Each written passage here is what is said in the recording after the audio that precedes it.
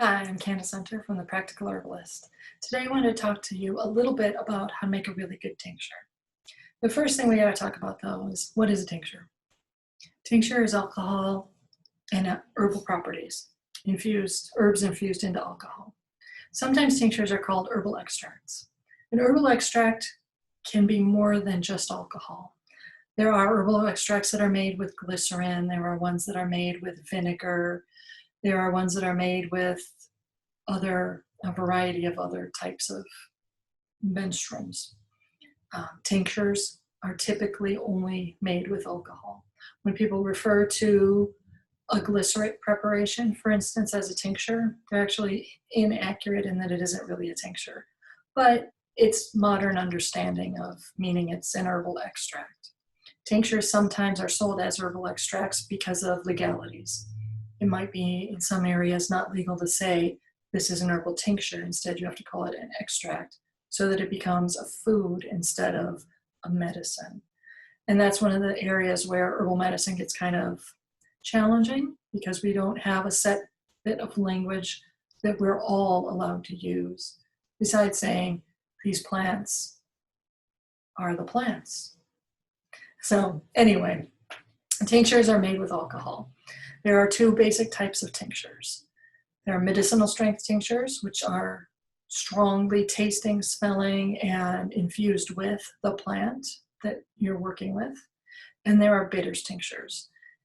And it might be the same plant that you're working with, but they are lightly infused with the taste and the smell of the plant. Bitters tinctures are usually used in aperitifs or post-dinner drinks. They are used in cocktails. They're really all about aiding digestion and improving how your body works with the food or drink that you're taking in. Medicinal strength tinctures, on the other hand, are what most herbalists use if you, for instance, go see an herbalist to help you deal with a condition of some sort, let's say PMS, or I don't know, we'll just say PMS. Your herbalist may give you a tincture blend to take once, twice, or usually it's 3 times a day, but however many times they'll say you'll take a certain number of drops or dropperfuls that many times a day. It'll taste strong. It may not taste delicious. Sometimes if it's the herbs we really need, it'll taste pretty good. Oftentimes it'll be a really strong version of the herb or herbs that are in that tincture. At home, we often can use tinctures as well. I keep a supply of tinctures for my family's use. They're particularly useful when I'm making herbal syrups and for when I'm dealing with sudden or crisis type illnesses. So if someone's got a fever or a stuffy nose or that sort of thing, tinctures might be a good way for me to get the plant properties to them that they need. Especially if they're having a hard time keeping foods down, for instance, then a tincture is more likely to be palatable and easy to take in than a glass of tea. So tinctures are also really shelf stable and they're very concentrated medicines. So for instance, if you wanted to make a tincture that was like a cup of chamomile tea, let's say you have your cup of chamomile tea, it's going to be the equivalent of taking maybe 1 or 2 dropperfuls of tincture. So that 8 ounces of infusion is the same as a very small amount of tincture if it's medicinal strength. And if you're looking for the bitters, chamomile is a good bitters plant. You don't need all of the medicinal part of it. So a couple dropperfuls of bitters tincture will give you what you need to achieve the bitters and digestive support for chamomile or any other bitters herb. So tinctures are shelf stable. They last a long time. I've had tinctures last on my shelves for like 10 years or as much as 10 years. You need to keep checking them. You don't want to put them into sunlight. You don't want to put them in really hot environments, but generally your kitchen pantry is usually going to be a pretty safe place for your tinctures to live, and they'll stay and they will be there for you. They're also really small because the medicine's so concentrated, they're very easy to carry with you. So if your daily formula should be taken multiple times a day, let's say 3 times a day, which is often the case when you're working with an herbalist, that middle of the day one might be a little challenging to get in tea form because you're out and about, you're doing what you're doing, you're on the go. You may not have time to sit down and make a cup of tea, but you do have time to grab a little tincture bottle, doser bottle out of your purse or your pocket or out of your desk and take a couple of dropperfuls and then move on. So the portability of tinctures is really positive. That's one of the reasons why modern herbalists really, really like them. Tinctures do a lot of herbs really, really well. One of the things they don't do as well as another menstruum is extracting the minerals and the nutritional content of herbs. Vinegars do a better job of that, but tinctures do a decent job as well, particularly if you're looking for minerals. Lower proof alcohols work better for the minerals. If you're looking at resinous plants, oils do a better job of extracting resins than does alcohol, but alcohol can do it. In that case, you're going to look at a really high proof alcohol to help extract your resins. And for many, many herbs, if you can do an infusion, that's actually going to be the best way to ingest it. But again, a tincture works and it's convenient. I like convenient. So we've talked a little bit about the types of tinctures. We've talked about tinctures versus herbal extracts. I have touched on the idea of alcohol proofs. Proof in alcohol, when we're talking about high alcohol by volume drinks or preparations, spirits, is really giving you an idea of what the percentage of alcohol by volume is. If an alcohol like brandy is an 80 proof alcohol, that means 40% of that cup or bottle of brandy is actually alcohol. The other 60% is liquid, water and other constituents or whatever is in there. If you're looking at a high proof, so that's considered a lower proof alcohol, something in the neighborhood of 40 to 50% alcohol by volume, which is about 80 to 100 proof alcohol, is considered a lower proof alcohol. High proof alcohols are like the 151s and the 190s. So those are somewhere in the neighborhood of 75 to 95% alcohol. That is really strong stuff. Like the 95% alcohol is the stuff that you can actually like light on fire. So it's really strong. You need to be careful when you're working with that, but it can be really powerful when you're looking at certain types of tinctures that you're making, working with certain plants. So we're going to start off with the easy one, the short one, the simple one, which is the bitters. Bitters are really easy to make, and they are a lot of fun, actually, and they're really surprisingly good at helping you support health and digestion and prevent illness on a daily basis. They're really easy to make. And so the biggest differences that you have when you're making a bitters tincture as opposed to a medicinal tincture is in amount of herb and duration of steeping or infusing. So it looks like this. Today we're going to work a little bit with star anise to make a medicinal or a bittering strength tincture. But I wanted to show you before we get started with doing a bitters tincture the difference between how much you would use of the star anise to make a medicinal strength versus a bitter strength. Star anise for me is one that I like an awful lot for a bitters tincture or for bittering, for using as a bitters regularly. Because it's got a lot of good carminative action to it. It is got some mild antimicrobial sorts of properties. It helps your digestive system in general do its job well. Isn't it pretty too? Star anise smells rather licoricey. It's got some similar properties to the fennel family or fennel plants, yes, fennel seeds, as well as to regular anise seeds. So there's the star anise, and we're going to put that one in. This here is how much we're going to use for our bitters tincture. It comes out to approximately 5 grams for this amount of alcohol, or this amount of this jar size, which is a US cup size or approximately 250 milliliters. Now, if I were planning to make this into a medicinal strength tincture, I would use more like this amount. It's approximately 30 grams. And you'll notice when you compare the two, it's a significant difference in the amount of star anise that you're using. So This one is for medicinal strength, and we're going to put that aside because I'm not making a medicinal strength one. I'm more interested in the bitter and aromatic properties that star anise offers the digestive system, so that's what I'm going to do. I have here a low proof alcohol. This one happens to be a brandy. You can also use vodka, gin, whiskey, or whatever your favorite lower proof alcohol is. It doesn't have to be a high proof alcohol when you're making bitters tinctures. It can be, there's no reason why you couldn't. And if you're working with a plant that's very resinous when you're making a bitters tincture, a higher proof will probably do you better. You can always do a higher proof and then water it down a little bit later to bring the proof level down so it's not as fiery when you're using it for your bitters, for your cocktails, or for just adding to waters or teas or whatever you like to use it daily. So I've measured out 250 milliliters, which is approximately a cup. And what we're going to do, because we're doing this folk method rather than relying on pure measuring, is that we filled this in, we put that in, and now we're going to top it off here.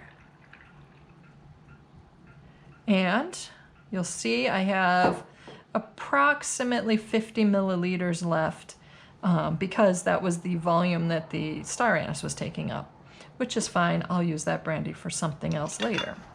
So now I'm going to cover this. One of the keys to making a good bitters tincture is to not use a ton of herbs because you don't need a lot for the amount that the type of properties you're trying to extract. They'll do a good job of flavoring your alcohol quickly.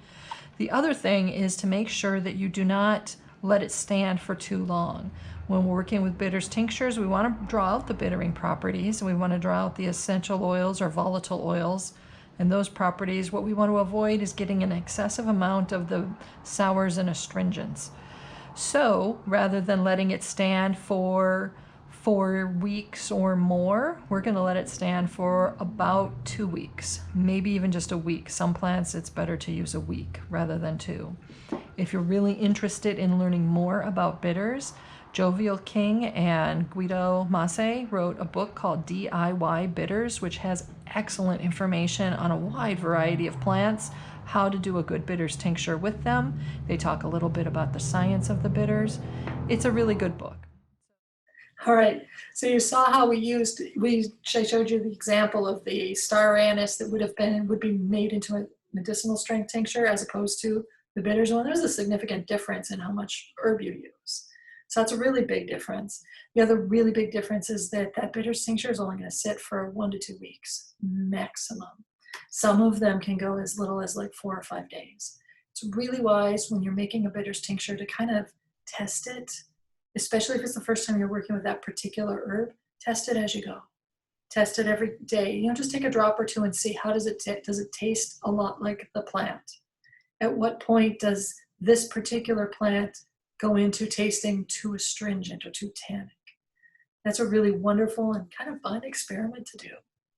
And once you've made your bitters tinctures, you probably want to check out someone like the book by Guido Masse and Jovial King called DIY Bitters. They have a ton of information on the best alcohols to use for a wide variety of herbs that you would use as bitters. They also have a ton of recipes and ways to use your bitters tinctures to make them a part of your regular life super easily. So that's one that I would recommend. So now we've looked at bitters tinctures, but what about medicinal strength tinctures? Bitters are pretty simple. All the herbs are kind of treated about the same. But in medicinal strength tinctures, there's some pretty big differences. For instance, what if you're making a medicinal strength tincture with fresh plant material? Does it look the same as a bitters one? Would it look the same as the star anise one? No, actually it wouldn't. Because when you're working with fresh plant material, the plants have a lot of water in them. That means you need a high proof alcohol. So you're looking at the 75 to 95% alcohol by volume, higher proof, because as the plant contributes its water, that proof is going to drop. So if you start off with something that's low proof, like a brandy, an 80 proof, 40% by volume, and then it drops, you're in danger of dropping below the point where the alcohol can actually preserve it for the long haul. So higher proof alcohol for fresh plant material. And that looks a little bit like this. All right, we're going to make a tincture using fresh plant material. I happen to have access to a hemp plant where I can get some leaves. I wanted to give it a try, so I'm going to make a small amount of hemp tincture. This tincture will not be to get you high. This is going to be concentrated on pulling out some of the less sought after or less talked about medicinal properties of cannabis, many of which have not been studied, so I cannot tell you what the scientific constituents are. I know that cannabis can be very anti-inflammatory. I know that it can be nutritive, and I know that it's cleansing for the tissues. So I decided, well, give this a little try. Because I'm using fresh plant material, I picked these a few hours ago and let them stand and wilt so that some of the water would go out. If I had thought about this much further in advance, I probably could have let them wilt overnight, which would probably have been better. But I'm going to be using a really high proof alcohol anyway, so it's okay. Today I'm using 190 proof alcohol because I have access to that.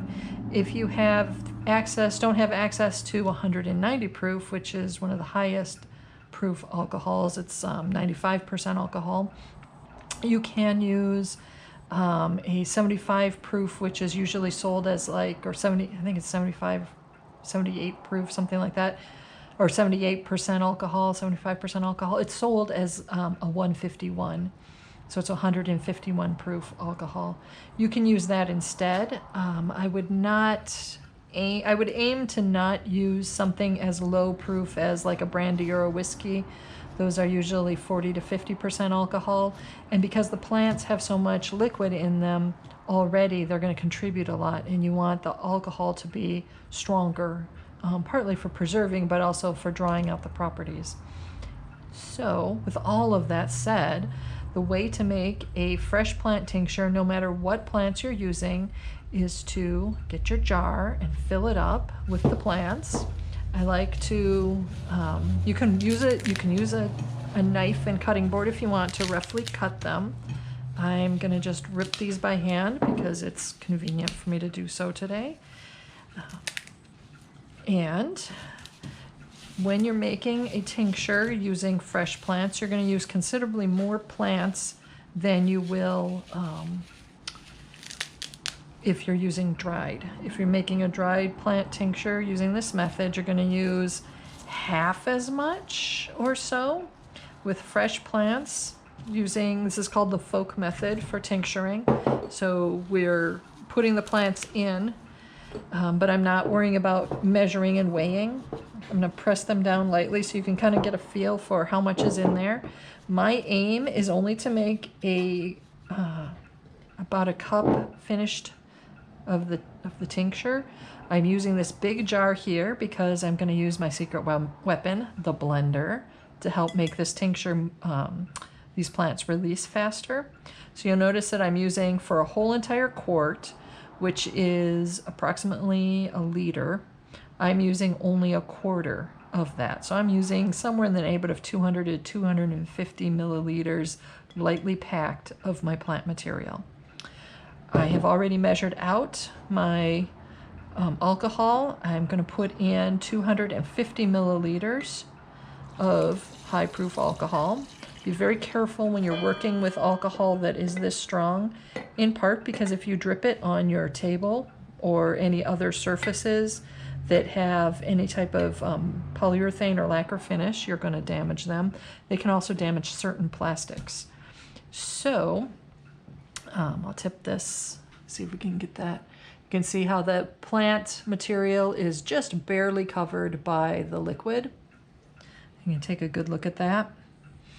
All right, now this is what's going to make my tincture process faster. I'm going to put my blender in there.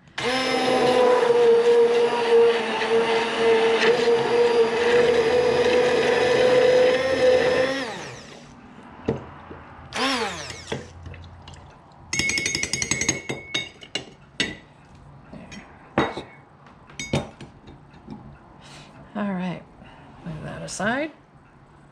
So, part of why I was very interested in trying this with the hemp leaves is I have read about the green, the chlorophyll. Look at all of that. There have been a lot of different diets and things, and diets and remedies and all of that relating to using chlorophyll as a cleanser for the blood. I believe it's for the blood. Anyway, hemp has been connected with that, and I was interested in trying a small amount of tincture just to see what that's like. So you can see all the green in there. Obviously, the color's already begun transferring, in part because of the blending. I'm going to let this tincture stand.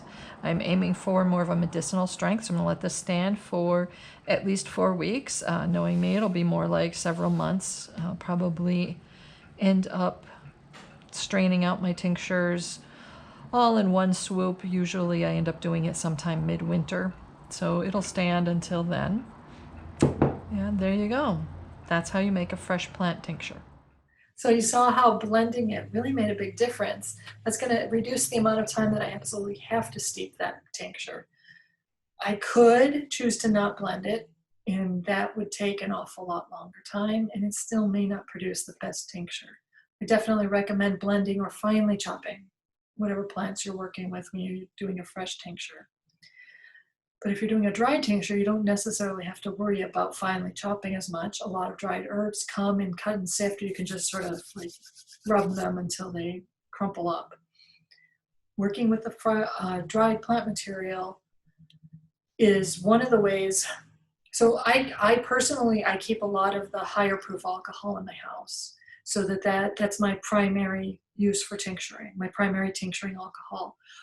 But I make it more versatile. So if I keep brandies, the brandies can do dried plant material really well, assuming it's not a resinous plant. Resinous plants require high proof. But if we're talking about, just your sage or your, I don't know, agrimony, motherwort, these ones, those will work well. Dried plant material and brandy, that works well. But if I want to pull out my rosemary, for instance, that's going to require a higher proof. Or if I'm going to, do yerba santa, that's a higher proof alcohol that I need. So I keep the higher proofs around because there's actually a really easy trick for watering down the high proof alcohol so that I can also use it for some of those other plants. So that looks like this. Today I wanted to talk a little bit about how to make a tincture using dried herbs, but I also wanted to share with you a tip on how you can make your high proof alcohol really work for you. A lot of professional herbalists keep high proof alcohol, which is often sold as 190 proof or called Everclear or Spring Clear or something else clear. Often they will use the word clear in the name. If you have access to high proof alcohol, that's a really good one to keep in your back pantry because it can serve for all of your tincturing needs. When you're making a tincture like what I'm making today, which is using Bacopa monterey, which is sometimes called Brahmi, to make a tincture. This herb only requires 50% alcohol. The alcohol I have here is the high proof alcohol, so it's clear, it's a vodka. I think it's a vodka, or grain alcohol rather. So it's, clear. Anyway, I can use this alcohol, even though it's high proof, to tincture my herb that requires 50% alcohol by watering it down. So here I've got my tincture, my dried material here. This is, it looks like a root, but it's actually a leaf. And for doing the method we're doing, you fill your jar, whatever jar you're using, up approximately halfway. And then the alcohol I have here, I measured out so that I could show you how to water it down properly. I measured 100 milliliters here, and I'm going to add in, this is just plain filtered water, so we'll add in enough to bring the measuring cup up to 200 milliliters. So I will show you, although since I'm gonna not be able to tip it very easily, hopefully this makes sense. We started off at this line and we poured the water to move up to that line. So hopefully that came out. So that gives us 200 milliliters to fill in this cup. And now that we have 50% alcohol, and honestly it stirs really easily, or it mixes really easily, so I rarely bother to stir it. we top it off, or we cover it up. You want to put in at least enough to fully cover your herb, and better to bring it all the way up to the top. I'm going to push it a little bit. There we go. And then we cover this with the lid. Make sure you seal it tight because you're going to be shaking it every day. And when you cover it, you don't necessarily need to fill it up as full as I did. I just got overzealous. But if you fill it up to about here and you have a well-sealed lid, you won't spill when you shake it. So every day you want to shake this. This is going to be a medicinal strength tincture, so I'll be shaking it every day for at least 2 weeks, hopefully. I'm not always great about remembering that. And then I'm going to let it stand for at least a month. I often let my tinctures stand for closer to 2 months when I'm using this method. And if I forget about them, especially if I'm doing this during a busy season, I might forget that I have them there, and I might let them stand closer to 6 months before I strain them. So you saw how easy watering it down was, right? So for me, in my herbal cabinet, my space is at a premium. That's part of why I keep the really high proofs in there, because it's one bottle which does everything, as opposed to one bottle that does the low proof and another bottle for the high proof. That's more space. I prefer less space. And the other thing that's nice about the high proof grain alcohol, at least, is that it's colorless, clear.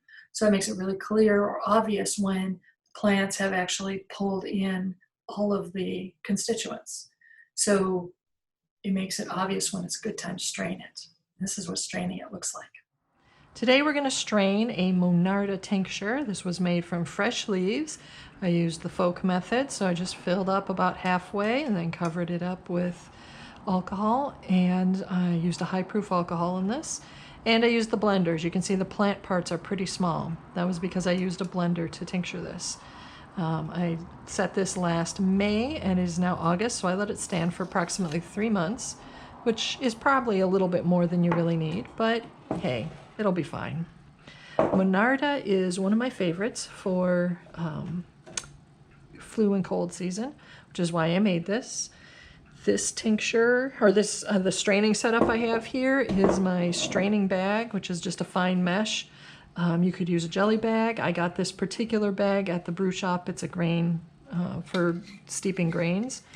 And then the metal strainer is for support, and then a good glass measuring jar or bowl or whatever it is that works for you. So you pour it in.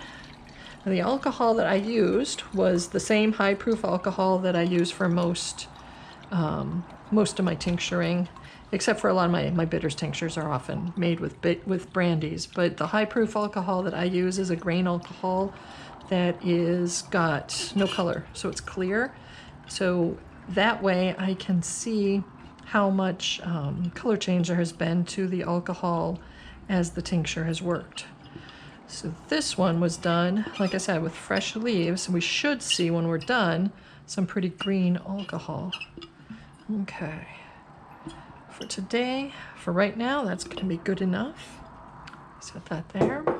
Now when you're straining, you'll notice how the plants, some of the plants are a little darker, some are lighter. That's fine. What we want to do is give ourselves time to strain this out and squeeze. You can see, it's hard to get the camera in. Make sure you can see how it's squeezing out. I'm going to take a few moments.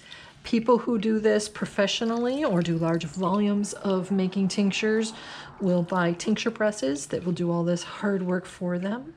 Sometimes I get Patrick to come do the hard work for me because his hands are very strong. Mine are not nearly as strong, partly because I do a lot of knitting and art making using fine motor skills. When you've got everything strained out well, you notice how it's not fluffy anymore. We really compacted that. It looks almost grainy. That's a good sign that you've done a good job of getting as much out as possible. And so we have a very green tincture. Look at that. Isn't that beautiful? I wasn't sure when I did this whether it was going to fit into the smaller jar or the larger jar, so I grabbed both, but it looks like I've got enough here to fill up the majority of this pint, which is about 500 milliliters. Look at that, isn't that beautiful? I can tell you that the smell on this is really strong. It is like smelling the Monarda plants all over again, which is one of the things I really like about doing fresh tinctures or tincturing with fresh plants, is all the volatile oils are caught in the alcohol. All right, so here we go. I'll grab the ring. And label. There you go. Monarda tincture, strained.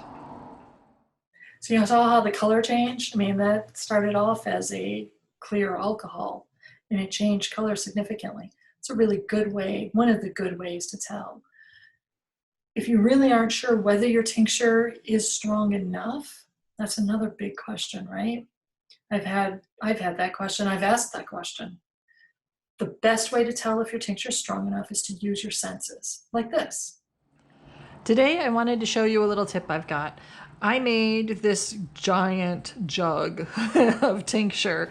This is a half gallon, or I think it's 2 liters of tincture, or 2-liter jug.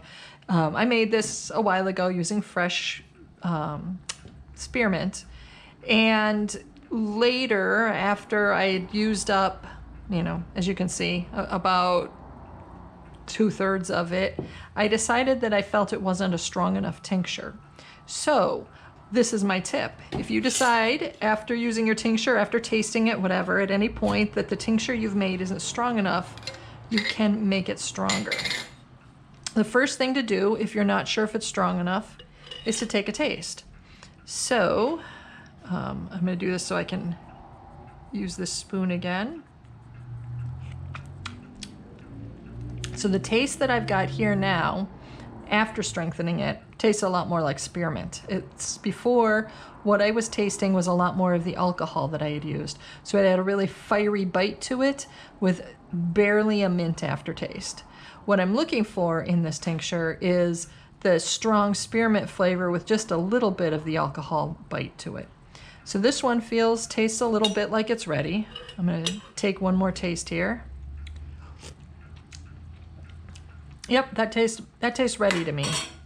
So the way that I strengthened it was, you can see in there, I added more plant material. When I added more plant material, because I knew it was going to take me a very long time, because I had another jar of tincture that I liked better, that I was going to use up first, I just left it in as whole. This has been standing for probably, I think it was last growing season, so it's probably been close to a year that it's been standing with the fresh plants in there. So that is why it was able to strengthen as well with not being blended. You can do this with dried plants, you can do this with fresh plants, you can blend this. So if I made another spearmint tincture today, like if I was straining one today and I felt it was weak or it didn't taste spearminty enough, I could go and add a whole bunch of, another amount of dried leaves or fresh leaves to it. I could blend it if it had fresh leaves, and then I could let it stand for, it doesn't have to be a whole year. It can stand for just a few months or for a few weeks. And then you can strain it. So, I don't know if it's really important for you to see the straining of it, since you've all seen, you know what it looks like to strain a tincture. Okay. For the moment, that's good. But you can see how good and dark this tincture is. Yeah, here.